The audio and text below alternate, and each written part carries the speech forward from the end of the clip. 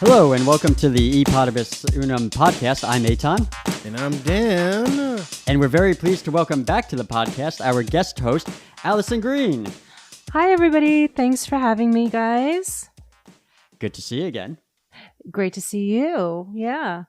On today's podcast, we're going to talk about something called Sadopopulism. What is that? I don't know, but it really sounds kinky. It's not. It's a horrible thing, guys. So what is Sadopopulism? Yeah, what is Sadopopulism? Oh, I'm into it. Big time. Bigly. That's what. Is that what Trump did at the hotel? That's what's on the tape? A little bit of Sadopopulism. A little bit of pee-pee populism. That's exactly what's on the tape. All right, so Sadopopulism is a term coined by Yale professor Timothy Snyder to explain how the 1% oligarchs seize power and stay in power. So real populists actually have policies that help people, right? Yeah. But in Sadopopulism, the policies, if enacted, would actually hurt people. And I'm relying on a lot of Professor Snyder's lecture he had here.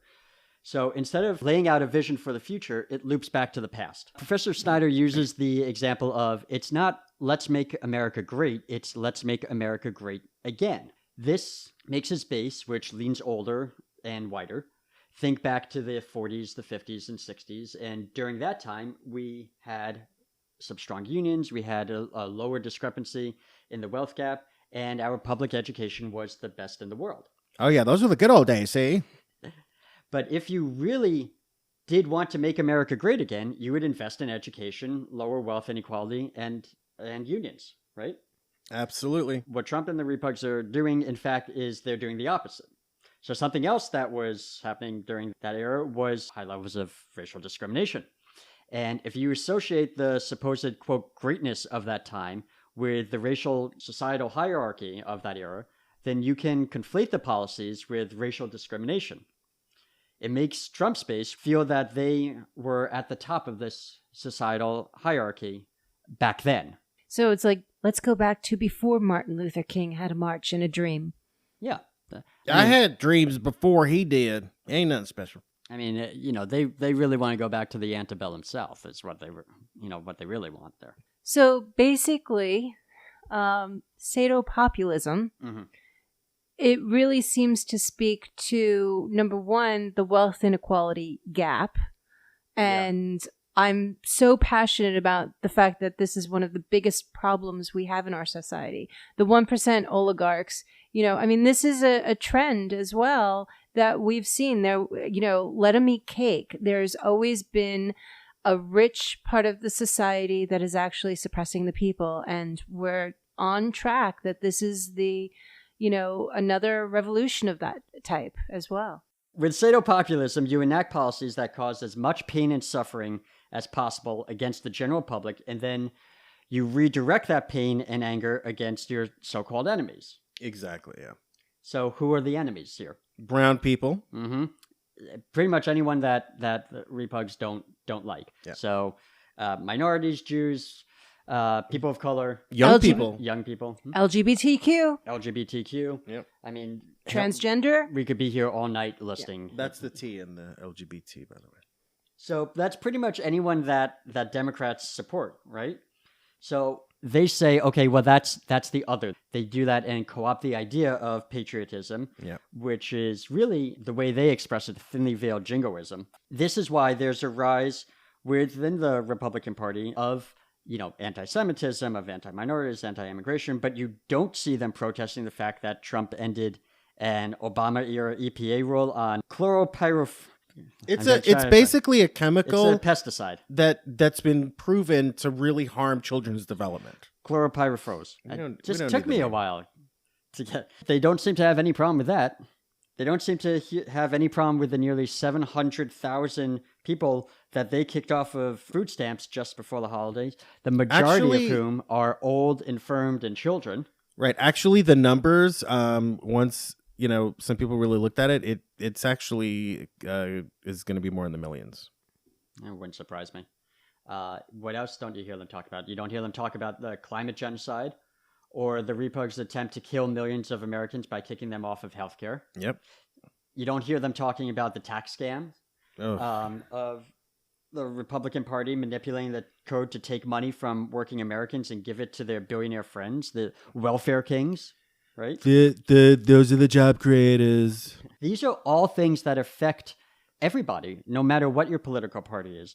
You do hear them, however, saying at their rallies on Fox and other right-wing outlets. Lock her up. Yeah, they say, well, we can't let in refugees because we don't have the resources, and that's just bullshit. Build the wall. Yeah, you hear that. Yeah, but I mean, it's, building an enemy is, so powerful because Trump's been doing this forever. Whenever he runs into trouble, he's like, everybody's against me, blah, blah, blah. It's classic. I mean, it kind of makes sense. I've always wondered when you look at the Republican Party, there's a big split. There's the billionaire 1% oligarch types.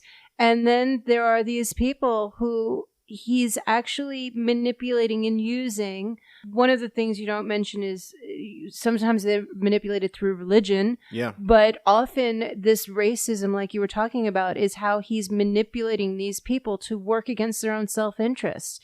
And half of Trump's base are absolutely being manipulated and used by them creating this enemy state by tapping into the blatant racism and issues there. Having people vote against their own interests is a classic Republican thing. It's been around forever and ever. But under Trump, it's gotten to a level that's just crazy. It's just like, wow, don't these people see what's going on? Right. All of services being cut, going around and creating a huge debt with this tax scam so that then they can go and cut Medicaid, Medicare, food stamps, stuff that helps our most needy people. It's just the level that it's gotten to is unbelievable. Yeah, it's definitely a if not a reinterpretation, then it's an offshoot of the Southern strategy, like you were saying. So what you have here now is the government has now been hijacked to limit actual resources for the people, and that generates a new resource, which is pain and anger. And then through continuous propaganda, you channel that, right? Because pain and anger always has to be directed somewhere. Yeah. Luckily, luckily for them, the same propaganda tells you exactly where to channel that and to whom. They just say, well, that's the way the world is and nothing can be done about it. But take solace in the fact that other people, the people who you believe should be below you on the social hierarchy, are worse off as they naturally deserve. It's the same concept that's been around for generations. They developed this under slavery. Was poor white people's beef wasn't with slaves. It was with slave owners who put them out of a job.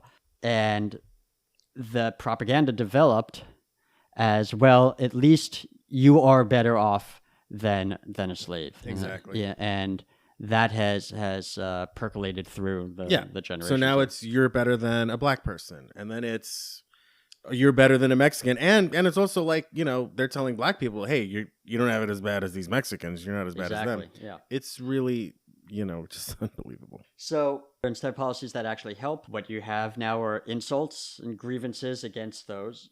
And that corrupted form of nostalgia is what takes over. And that's also why, like, if people are wondering, well, why is Trump always tweeting? Why is Fox always there? It has to be constant. You have to keep them in this bubble, essentially. Yeah, it's messaging. They're really good at messaging. Right. They need that propaganda. Hold on. There's a flag. I'm going to hug it. Come here. You want it. So if the government is hurting you and you believe that the reason that you're hurting is because the government is not representing you, it's representing the other, then you're going to naturally want to hurt people that you believe is the other, right? Moreover, It takes away the idea that there is a common future that we all have. It takes away with the idea of a concept of society, because the society, is people that come together, that work together for a common cause. Dare I say, e pluribus unum. Hate it. You have me pluribus unum. Yeah, me pluribus unum. I love it. I'm going to put that on a hat. So what ends up happening is that as a country begins to move further away from democracy, it starts by harming the most vulnerable first. You begin to take the vote away from them, and then the other group, and another group, and another group, until you're left with those who are the most well-off, the richest, the most connected, who believe that the government's only job and the only thing that they can do is inflict pain on the other. And that's why, I mean, we've said several times on this podcast that Republicans want everyone who doesn't fit within their view, which is a white, heterosexual, wealthy Protestant man, to be destitute, disenfranchised, and dead. The way that we counter this is, first off, you need constant messaging. Yes. You need to paint a picture of a common future. Also, we are the richest country in the world, so it's a matter of allocating resources. So rich. So these people that pillage from the public good and give to the private elite is not what we want to be doing. That's not the policies that we should be enacting. Right, yeah. I mean, when Jesus turned water into wine, he didn't charge people. He was like, guys, let's just have fun and enjoy each other.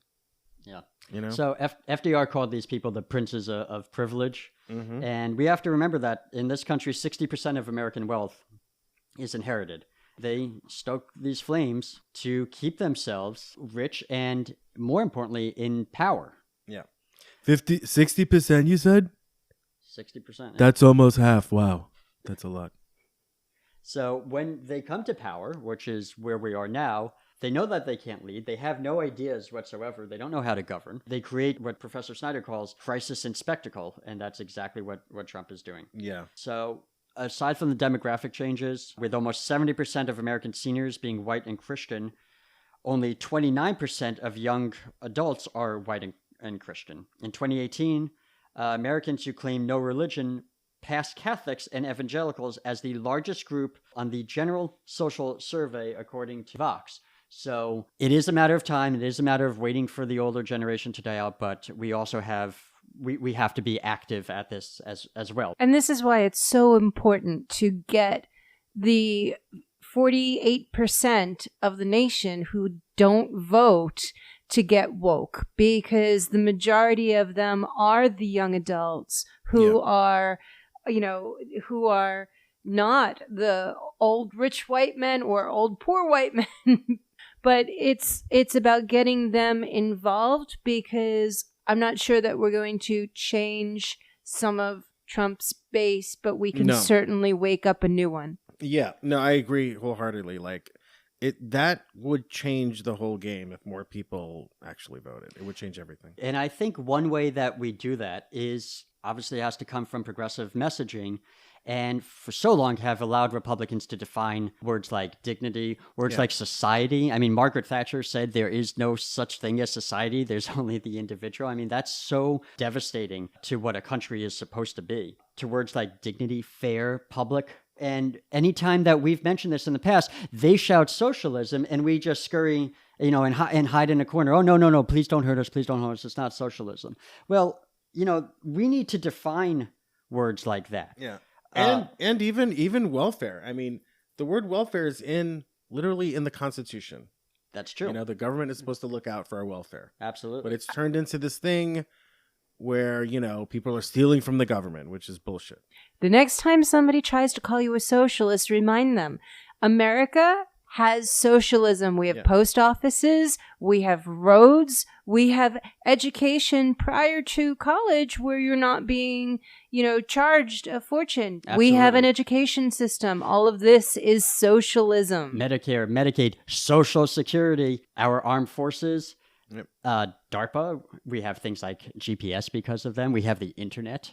I mean, so turn it back around, because I do think that one of the big things is Republicans have created this war on we're just socialists. They're taking AOC and Bernie and it's all messaging though. We have to be better at messaging, and we have to be more just like robust and stop being pussy willows, because Democrats, everything they do, it's like they're just scared of their own shadow, and it's really ridiculous. Well, like they didn't want to put in a certain judge because they were afraid of being labeled. Meanwhile, Trump is putting in crazy radical Yeah, here I have the quote, Dan. Brian Fallon of Demand Justice said, "Today's Senate GOP confirms anti-abortion activist Sarah Pitlick, who opposes IVF and was rated unqualified unanimously by the American Bar Association to be a judge. Meanwhile, Dems got scared away from ever nominating the overqualified Pam Karlan for fear the GOP would say that she was too liberal. Yeah. Dems must change our judges' strategy." So Pam Karlan is a brilliant scholar who was one of the 4 who testified on Wednesday. Yeah. Dems just ran scared. She's brilliant for a girl. I mean, let's be real. But this is another way that we have to talk about messaging as well, because, first of all, there's more unqualified judges being put up, according to the ABA, than ever before in our history. Right. None of these people are qualified. Sarah Pitlick has never actually tried a case in court, yet she's been nominated, or she's been appointed at this point. Is she appointed? She was confirmed. Yeah, so. She's been confirmed as a judge, and she's never actually tried a case in court. Yeah. But the thing is, too, on messaging, take it back to look at what damage this judge is going to be doing. She's against IVF. She's against surrogacy. So, women, and again, the young people need to understand they're coming for your birth control, and she is doing that.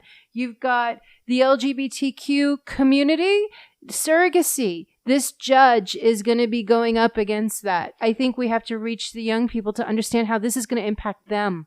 And it goes back to our discussion of inflicting pain among people. One thing also I think that we need to message about defining socialism is that we said before, we need it for a functioning democracy. It is democracy. Democracy is about protecting everyone, about making life better for everyone. Yeah. That is socialism. At the very least, it's social democracy, but that's exactly what socialism is.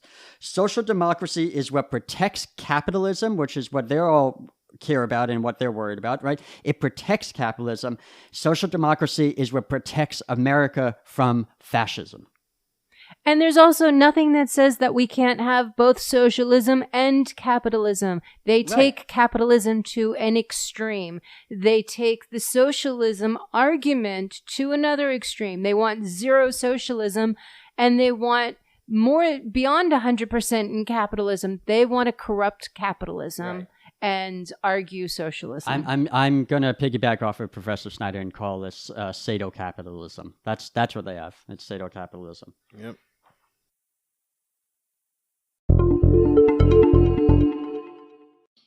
Hey Dan, what's up? Dude, you know what's up? Anchor. Yeah, Anchor is what's up. It is the best and easiest way to make a podcast, bar none. Oh, absolutely. It's totally free. Yeah. So, gratis. Yeah. That's Latin for free. Like, that's how good this thing is. Awesome. We're using Latin, dude. Yeah. Shit's getting real. And you can record and edit the podcast right from your phone or your computer. You don't have to have fancy stuff. We have fancy stuff. We're fancy people. We are very fancy. We're like the humble, fancy people. Yeah. But, we're of the people, though. Yeah. And that's what's great about Anchor. Anchor is for the people. Right. Any kid with a phone can just do it. And you can make money off of it with no minimum listenership. Yeah, exactly. Anchor hooks you up with sponsors. Hell yeah. And you just do ads for them. You just do what you get paid. And they'll distribute the podcast everywhere. Spotify, Apple Podcast, Google Podcasts, you name it. They'll go to space for you. They love you. Yeah. Dude, Anchor. It's crazy. It's free.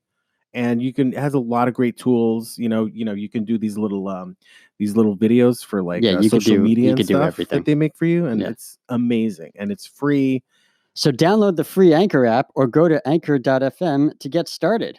Yeah, that's anchor.fm. Do it, guys. Start your own podcast. Yeah.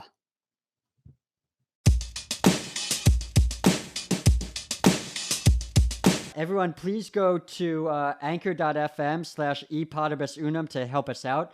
This podcast means a lot to us, and we both put in a lot of work into it, so we really do appreciate anything. We'll put in the show notes, too.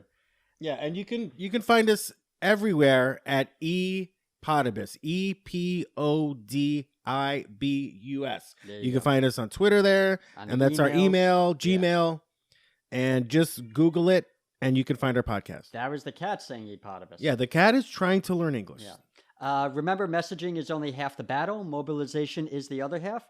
And one easy thing that we can do is call our congressperson. Email is okay, but calling is most effective. And you know what? With the impeachment going to the Senate, call your senators as well. Absolutely. Yes. Please give us a rating on Apple Podcast or wherever you get our podcast. Yes. It 5 really stars, guys. Yeah, absolutely. It really helps us get the message out. We are also still looking for an intern to help out. If you want to help us expand the show, maybe go into a little bit more depth or do interviews or twice a week, maybe do it more than once a week. So if you're a political junkie and would love to help, we'd love to have you. I love it. I love it. We love you too. All right, thanks. See you all next week. Bye.